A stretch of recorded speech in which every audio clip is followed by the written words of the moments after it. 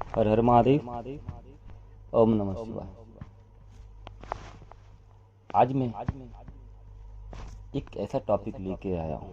Topic तो हमारा वही धारणा की, परंतु शायद मैं जिस तरीके से आपको बताना या समझाना चाहता हूँ उसे आप पूरी तरीके से समझ नहीं पाते होंगे, मुझे इस बात की आभास है।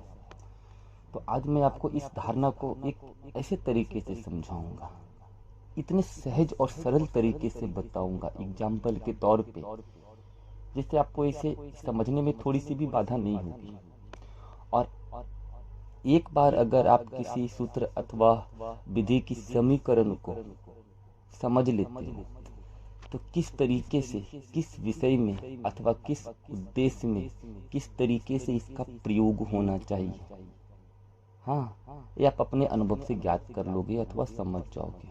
इसमें आपको कोई परेशानी नहीं होगी। ठीक है।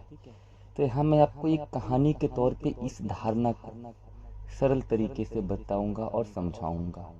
परंतु इस विषय को शुरू करने से पहले इस विषय की थोड़ी बहुत जानकारी मैं आपको दे दूं। ठीक है। मैंने आपको एक बार नहीं, अनेकों बार एक विषय पे कुछ बताने अथवा समझाने का बहुत प्रयास किया, और एक बात पे मैं हमेशा जोर देता हूँ कि तुम कभी भी किसी भी क्रिया अथवा विधि में उलझने, फंसने के बजाय सिर्फ और सिर्फ अगर धारणा और ध्यान को अपने अनुभव के द्वारा समझने का प्रयास करते ना, तो मैं दावे के साथ कह सकता हूँ आप अपने अनुसार विधि और क्रिया निर्मित करने में स्वयं सक्षम हो जाओगे, ना कि किसी विधि, क्रिया अथवा धारणा और ध्यान के किसी सूत्र हेतु किसी और से इसकी जानकारी आपको लेने की कोई जरूरत रह जाएगी नहीं। ठीक है। पर हर बार आप लोग यही एक गलती करते हो। क्या? धारणा और ध्यान की सूत्र और विधि की तलाश करते फिरते हो, ना जाने कितने शिविर में, कितने बाबाओं के पास जाते हो ऐसी ऐसी विधि और शॉर्टकट ढूंढने के लिए, जिससे कि आप बहुत जल्दी ध्यान अथवा धारणा को सिद्ध कर लो, योग को सिद्ध कर लो। यही आपकी सबसे बड़ी परेशानी है। ठीक है। और जितनी जल्दी हो सके इस भ्रम से मुक्त हो जाओ, तब जाकर के साधना की शुरुआत आप कर पाओगे। अन्यथा जहां हो हमेशा वहीं फंसे और अटके रह जाओगे। कभी भी आपकी यात्रा की शुरुआत हो ही नहीं सकती है, परंतु आपका अहम आपको बोलेगा कि आपने साधना में बहुत उन्नति कर ली है। नहीं, ये भी एक अहम सूचक बात है। एक बार फिर जान लो। ठीक है।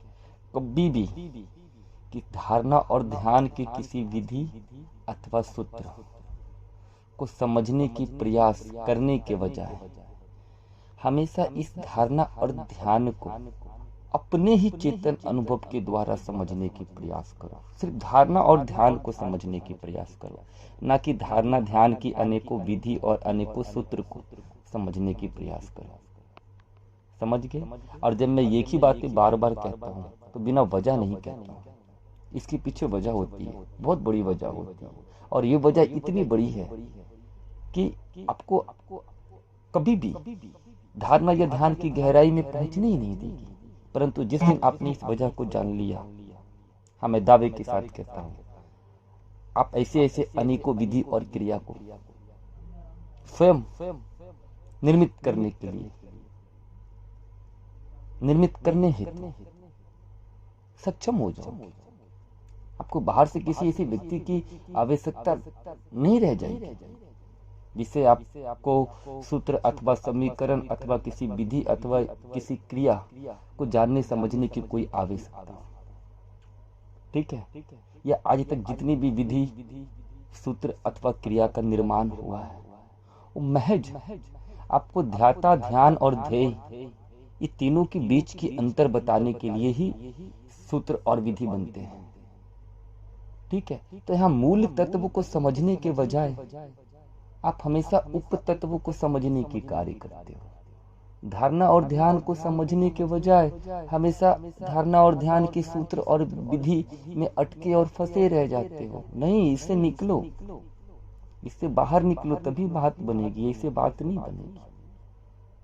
ठीक है, तो चलो अब मैं आपका ज्यादा समय नहीं लूंगा और आपको धारणा की एक सरल और उत्कृष्ट व्याख्या पेश करता हूँ, जिससे आपको फिर जीवन में कभी धारणा अथवा ध्यान से संबंधित किसी विषय हेतु किसी और की समझ की आवश्यकता नहीं रह जाएगी। ठीक है, देखो,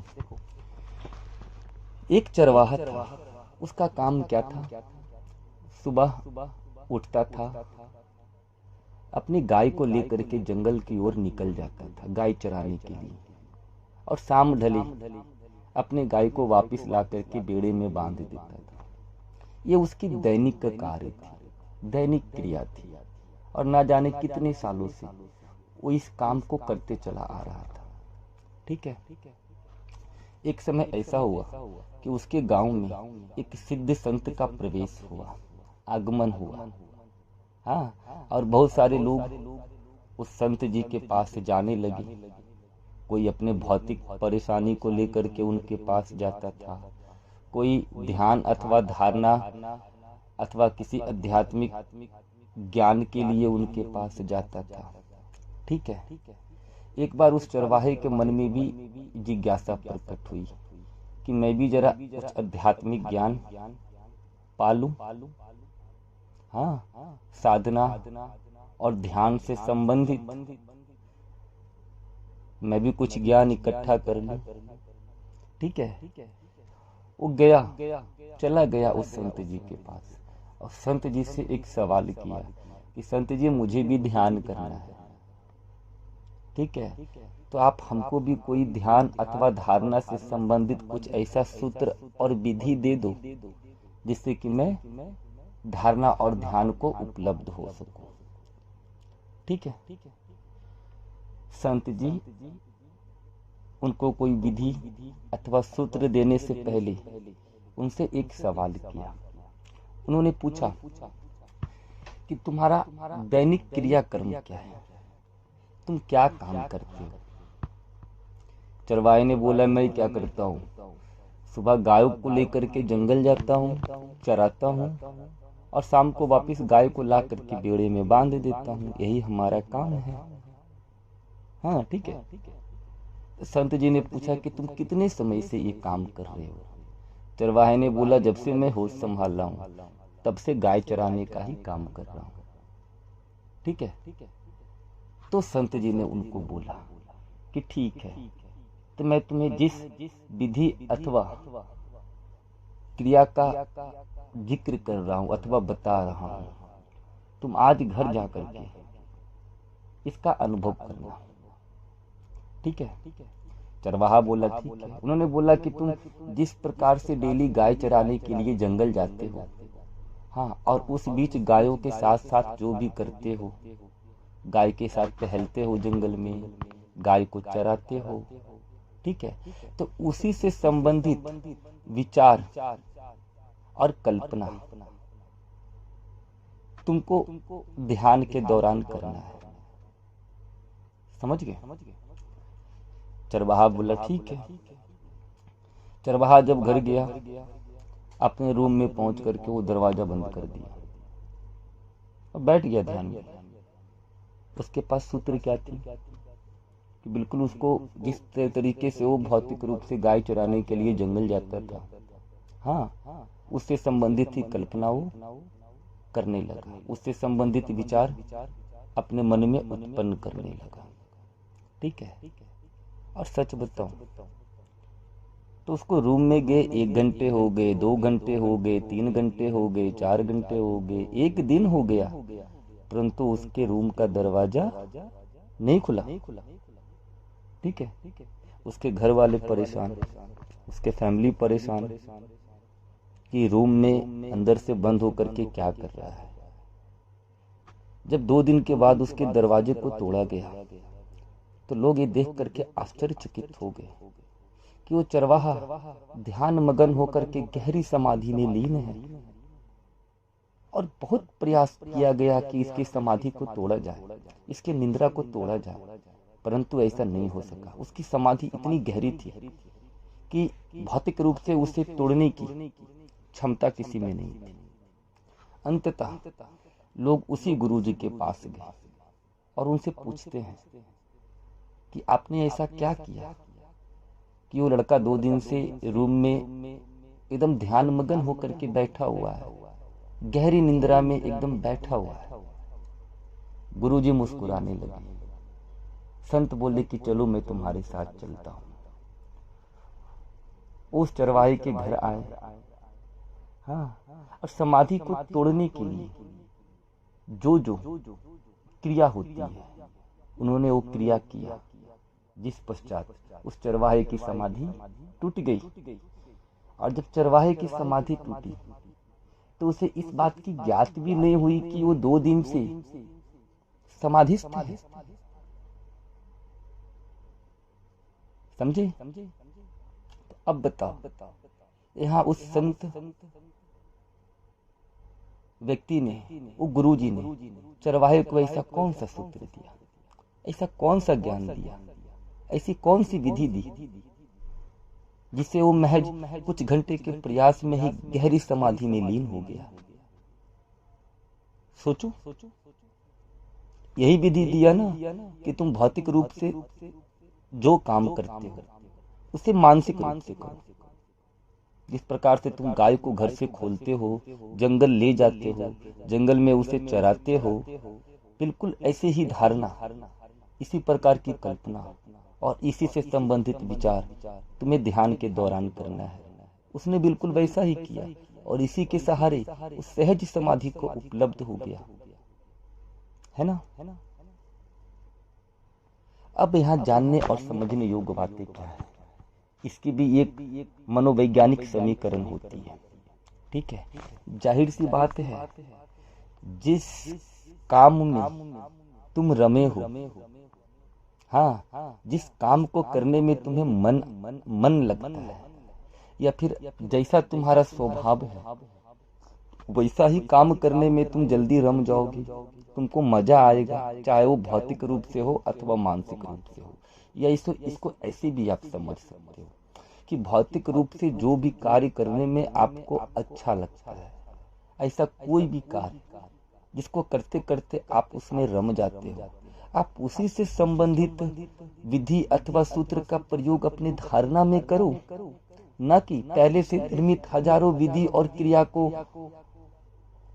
जबरदस्ती अपने प्रयोग में लाओ। ऐसा कोई जरूरी नहीं है कि जो विधि अथवा क्रिया हमारे लिए उपयुक्त है वही विधि अथवा क्रिया तुम्हारे लिए भी सही होगा। नहीं, ऐसी कोई जरूरी नहीं है।